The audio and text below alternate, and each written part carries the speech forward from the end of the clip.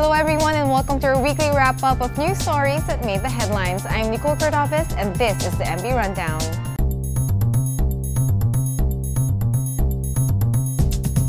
The Commission on Appointments on Wednesday confirmed the ad interim appointment of Francisco Duque III as the Secretary of the DOH. Duque, who led the agency from 2005 all the way to 2010 under the Arroyo administration, was appointed by President Rodrigo Duterte after former DOH Secretary Pauline Jean Ubial failed to get the nod of the powerful CA last October. Chair of the CA Committee on Health, Secretary Gregorio Honasan recommended the confirmation of Duque's appointment before the CA plenary, saying he is adequately equipped to lead the DOH. In an interview after his confirmation, Duque said the development is a boost to the embattled agency in the wake of the botched government dengue immunization program. In the two hearings on his appointment, Duque was repeatedly asked about how the agency is addressing the issue and what measures are being done to prevent the repeat of such a mess. He reiterated that the DOH is continuously monitoring the condition of children who were administered with dengue, particularly in the National Capital Region and Regions 3, 4A, and 7. He also said that they are currently studying other legal options against Sanofi Pasteur, who refused to return the government's full payment for the vaccine. The House Committee on Justice has tasked the BIR to form a team that would specifically investigate whether or not Supreme Court Chief Justice Maria Lourdes Sereno has been paying the correct taxes based on her income. Oriental Mindoro 2nd District Representative Reynaldo Umali gave the directive to newly installed BIR Deputy Commissioner Arnel Gubalya on Wednesday during the resumption of the hearing on the determination of probable cause on the impeachment complaint filed against the Chief Justice. The BIR was given a rather tight deadline of just 12 days, or until February 19, to finish the task after Vice Chairman Representative Vicente Veloso noted that the committee was about to wrap up the hearings on probable cause. President Duterte is putting a stop to the marine research and other exploration activities by foreign groups in the area. The president has decided that only Filipinos will be allowed to explore the Philippine rice, previously known as Benham rice. The president also directed military's air and naval assets to chase away any foreign vessels in the area. The president's latest directives were issued during a cabinet meeting in Malacanang last Monday, according to Agriculture Secretary Emmanuel Piñol. The Department of National Defense has also been ordered to deploy Navy vessels and the Philippine Air Force to conduct flyovers in the area to check on the presence of foreign vessels. Piñol added that unmanned aerial vehicles would also be dispatched from military bases east of Luzon to monitor the area. The government earlier approved the application of China to conduct research in the resource-rich Philippine rice. Some groups, however, voiced concern in allowing China to explore the area given the unresolved territorial dispute in South China Sea. In a matter of minutes, luxury cars seized at the Port of Manila, the Manila International Container Port, and the Port of Subic were crushed by a bulldozer, pummeled to the ground by a backhoe, and reduced to metal scrap before the president's eyes yesterday. President Duterte has ordered authorities to give away the crushed smuggled vehicles to small scrap metal yards. Instead of auctioning the luxury vehicles, the Bureau of Customs opted to destroy them in compliance with Duterte's order. It was an unprecedented move aimed at stopping the scheme used by smugglers to get the vehicles back during auctions. A total of 20 cars parked at the customs grounds facing each other were rammed by a lone bulldozer to the amusement of the witnesses. The sound of crashed metal seemed to be pleasing to the ears of customs employees, which for the Bureau is a satisfying sight as it sends a stern warning to the smugglers. 10 other luxury cars were also simultaneously destroyed at the ports of Davao and Cebu.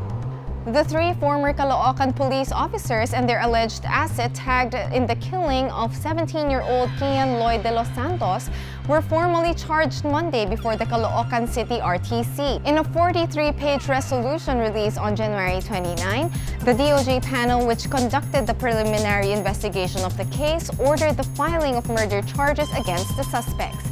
The DOJ resolution cited the testimonies of eyewitnesses, including a minor, who all said that they saw the accused talking to De Los Santos before he was shot dead. Kian, a 17-year-old grade 11 student, died at the hands of the policeman after he allegedly resisted arrest during an Oplan Galugad on the night of August 16 in his neighborhood in Libis, Baisa. The panel dismissed the complaints filed against other police officers, including former Caloocan City Police Community Precinct 7 Commander Chief Inspector Amior Cerillo. Maldives police arrested Chief Justice Abdullah Sayed and another Supreme Court judge on Tuesday, hours after President Abdullah Yamin declared a state of emergency for 15 days. Police said in a Twitter message that they had arrested Sayed and Supreme Court Judge Ali Hamid for an ongoing investigation. The Maldives government declared a state of emergency as the political crisis deepened due to the increasingly bitter standoff between the president and the Supreme Court. Hours after the emergency was declared, soldiers forced their way into the Supreme Court building where their judges were believed to be taking shelter. Soon after that, security forces arrested opposition leader Maumoon Abdul Gayoom on charges that include bribery and attempting to overthrow the government. Gayoom was the archipelago nation's president from 1978 all the way to 2008 and is the half-brother of the Maldives' current president. A surprise Supreme Court ruling last week ordering the release of imprisoned opposition leaders has led to growing turmoil, with President Yamin lashing out at the court. Opposition protests spilled into the streets of the capital.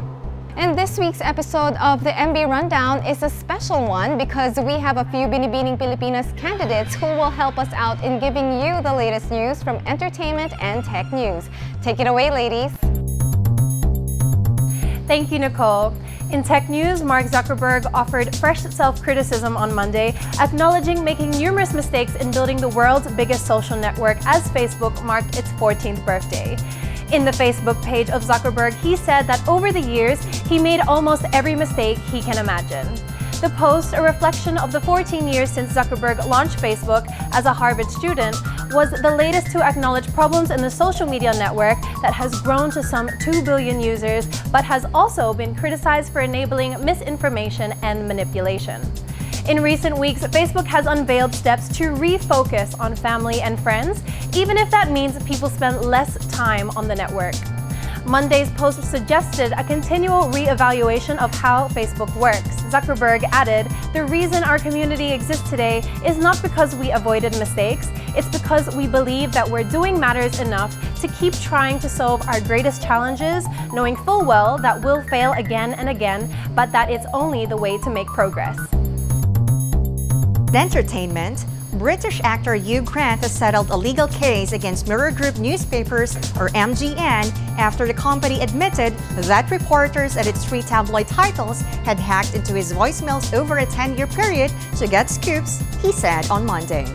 Grant, who is known internationally for roles in films such as 4 Weddings and a Funeral and Notting Hill, won substantial damages from MGN and will donate them to Hacked Off, a group that campaigns against press intrusion.